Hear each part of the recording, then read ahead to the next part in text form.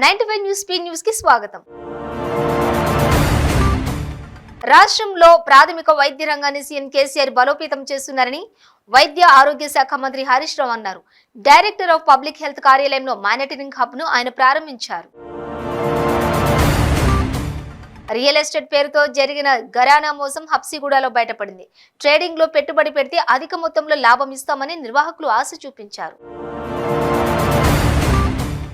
ఉన్నత విద్యా విధానంలో ప్రపంచంలోనే భారతదేశం రెండో స్థానంలో ఉందని ఏపీ గవర్నర్ బిశ్వభూషణ్ హరిచందన్ అన్నారు. భారతదేశం ఉన్నతాభివృద్ధికి ఇది తోడ్పాటు అందిస్తోందని ఆయన అన్నారు. పెనమలూరు ఎంఆర్ఓ భద్రు ఇంటిపై ఏసీబీ అధికారులు దాడులు నిర్వహించారు. ఆదాయానికి మించి ఆస్తులు కూడబెట్టారన్న పక్కా సమాచారంతో అధికారులు ఆయన ఇంటిపై ఏకకాలంలో సోదాలు నిర్వహించారు. కీసరగుట్టపై వెలిసిన శ్రీ భవానీ సమేత రామలింగేశ్వర స్వామి వారిని టీపీసీసీ సీనియర్ అధికార ప్రతినిధి సింగిరెడ్డి హరివర్ధన్ రెడ్డి దర్శించుకుని స్వామివారికి అభిషేకం నిర్వహించారు.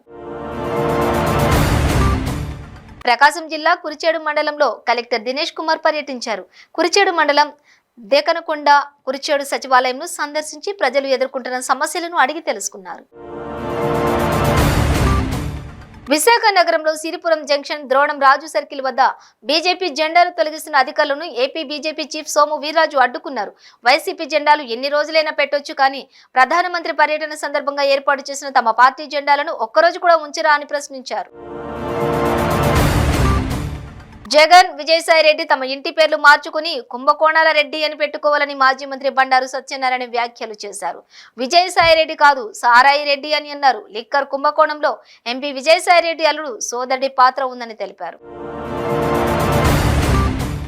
అనకాపల్లి జిల్లా పాయకరావుపేట నియోజకవర్గంలోని నక్కలపల్లి మండలం వెంపాడు సమీపంలో మామిడి తోటలో మహిళ అనుమానాస్పద స్థితిలో మృతి చెందింది. మృతురాలు వేంపాడు గ్రామానికి చెందిన పిల్లి నాగమణిగా స్థానికులు గుర్తించారు. ఆంధ్రప్రదేశ్ లో మోడీ పర్యటనను వ్యతిరేకిస్తూ కర్నూలు జిల్లా ఎమ్మిగనూరులో వామపక్ష నాయకులు కళ్లకు గంతలు కట్టుకుని వినూత్న రీతిలో నిరసన తెలిపారు. నరేంద్ర మోడీ గో బ్యాక్ అంటూ నినాదాలు చేశారు. కేంద్రంలోని ఎన్డీఏ బీజేపీ ప్రభుత్వం తెలంగాణకు వ్యతిరేకమని ఎమ్మెల్సీ జీవన్ రెడ్డి అన్నారు.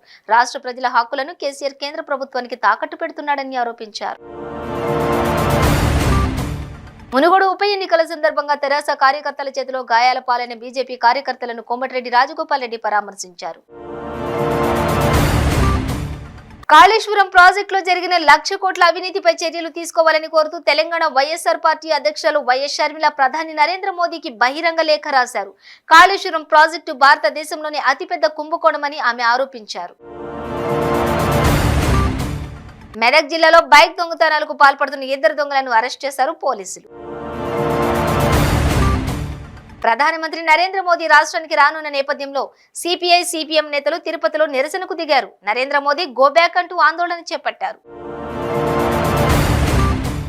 అనంతపురం జిల్లా విడపనకల్లు మండలం పాల్తూరు గ్రామంలో త్రుటిలో పెను ప్రమాదం తప్పింది.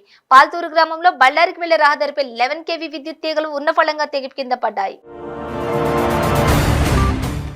లడ్డూ బరువు నాణ్యత విషయంలో కూడా ఏనాడు రాజీ పడలేదని టీటీడీ పేర్కొంది. సాధారణంగా లడ్డూ కౌంటర్ల వద్ద ఏదైనా ఇబ్బంది తలెత్తితే వెంటనే అక్కడ అందుబాటులో ఉన్న లడ్డూ కౌంటర్ అధికారికి తెలియజేస్తే అక్కడికక్కడే సమస్యను పరిష్కరించే వ్యవస్థ టీటీడీలో ఉందని వివరించారు.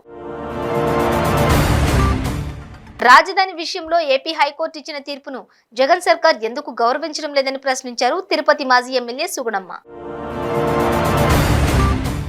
జగనన్న కాలనీలపై జనసేన చేపట్టే కార్యాచరణను ఆ పార్టీ నేతలు విశాఖలో ప్రకటించారు.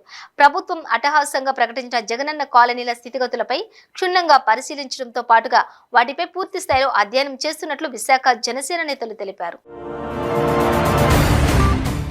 విశాఖ స్టీల్ ప్లాంట్ కార్మికులపై పోలీసులు మరోసారి జులుం ప్రదర్శించారు. శాంతియుతంగా నిరసన వ్యక్తం చేస్తున్న ఉద్యోగుల్ని అరెస్ట్ చేశారు.